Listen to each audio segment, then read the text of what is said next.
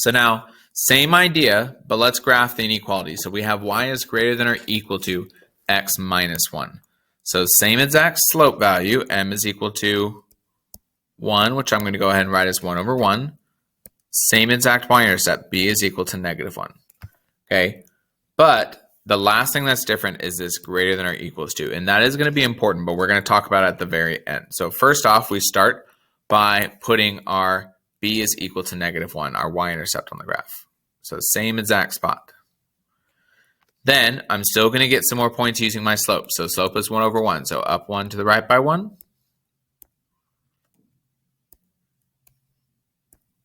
And down 1 to the left by 1.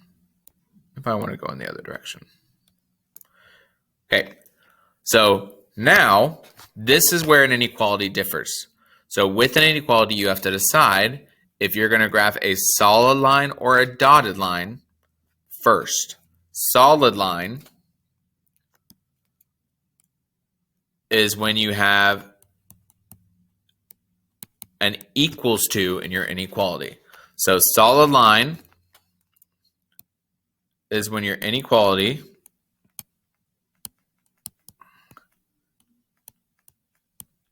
has an equals to.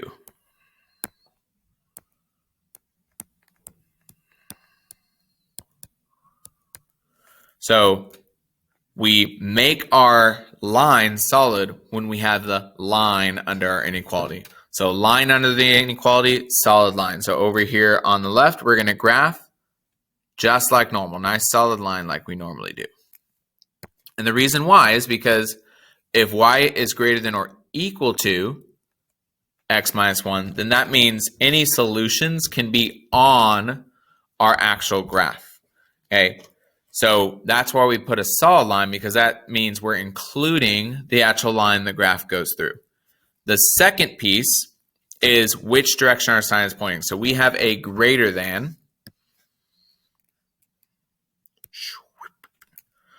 So greater than means we are going to shade above.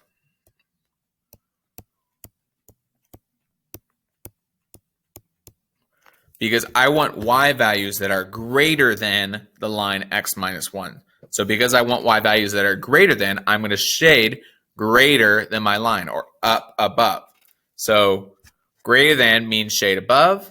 Less than, of course, would mean shade below. So I'm going to go here, and y'all have this too, this little highlighter tool.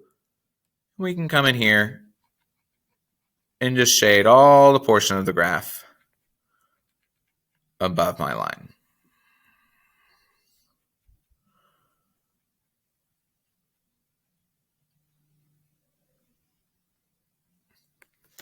So what that means, because when we graph an inequality, so remember when we graphed an inequality before, we did on the number line, and it was just what numbers could make this inequality true. So we'd have an x number line, and we'd pick a number along that number line. So anything greater than 4, anything less than or equal to negative 3.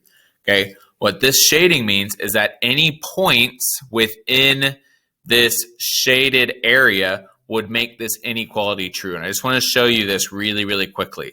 So let's just pick a random point. So like this point right here.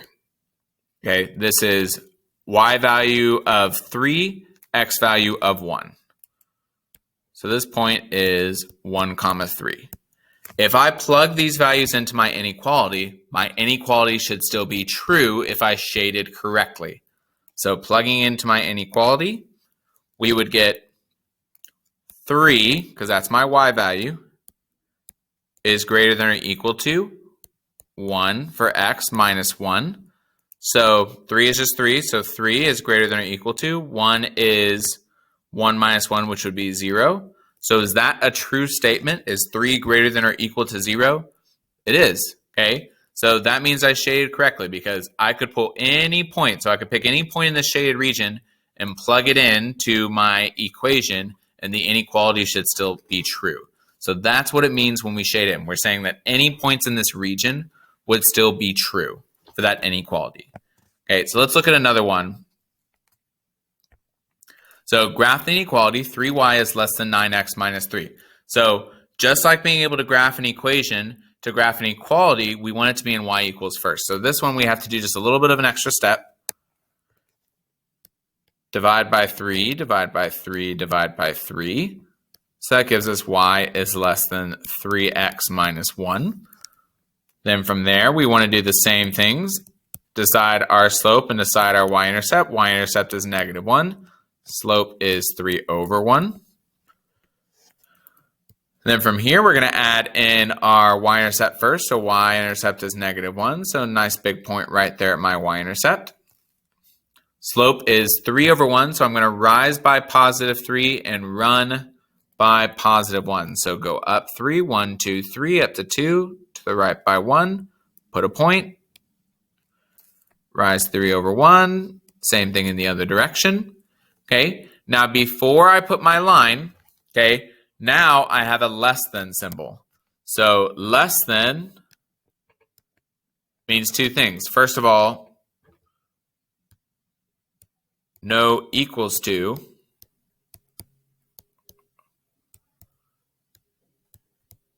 means a dotted line. So because I don't have an equals to, I'm going to put in a dotted line instead of a solid line. So I want to mostly follow as well as I can and just add in that dotted line there along my points.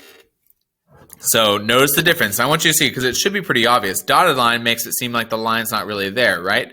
Solid line makes it seem like the line is there. So if it's an equals to, we do a solid line. If it is a less than, we do the dotted line, okay? Next piece, just like we did on the last one, because this is less than, so less than, we're going to shade below. Oop, not below, below. Okay, so below, we go down below our equation. So that's going to be all this region down here.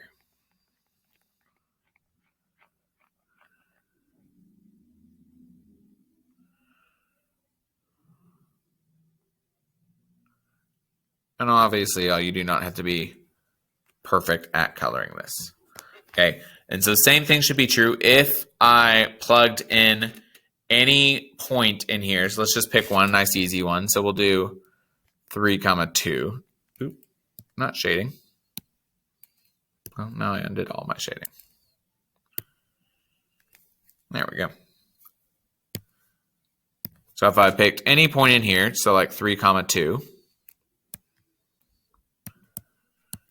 I could plug it into my inequality, and it should still make my inequality true. So 3, 2, I'm plugging it into my top inequality. So 3 times 2 is less than 9 parentheses 3, and then minus 3. So all I've done is replaced x with my x value of 3 and y with my y value of 2. So from here, 3 times 2 is 6, which is less than 9 times 3 is 27 minus 3. So 6 is less than 24. Okay, that statement is definitely true. So I shaded the right part of my inequality. So that's a nice little check you can always do if you're unsure if you shaded correctly above or below, and vice versa.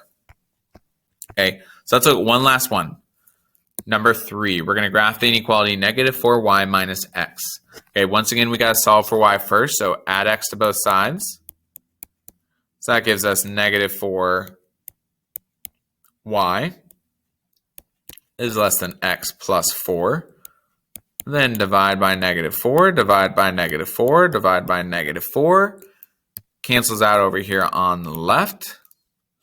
So we get y. Then we divide by a negative. So instead of this being less than, remember, that flips around and becomes greater than. X divided by -4. 4 doesn't go into x evenly, so we can just write that as -1/4, because that's technically the number that's up here in front of x. 4 goes into 4 evenly, and then it, of course, becomes -1, and that's a gross x. We're going to write that again.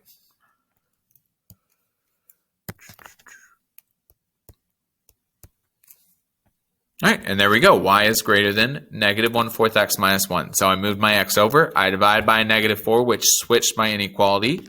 So now I can grab my slope and my y-intercept. So slope is -1/4. Y-intercept is -1. And remember with our slope, we always give the negative to the top number, just to the y value. Okay, so as I'm graphing, once again, y-intercept first. So b is equal to -1. So plop a nice little y-intercept right there. Then my rise over run. So I'm going to rise by -1, which means I'm going to go down. So down by 1 to the right by 4. So down 1 to the right 1, 2, 3, 4. Down to right, ran out of room. Up 1 to the left, 1, 2, 3, 4. And same thing in the other direction. Okay. Then once again, I have to look at my inequality to know how I'm going to draw my line and how I'm going to shade. It's just greater than. So just greater than, no line underneath means it's going to be dotted instead of a solid line. Of course, with my arrow still on the end. And then as y is greater than, so greater than is going to be shaded up above.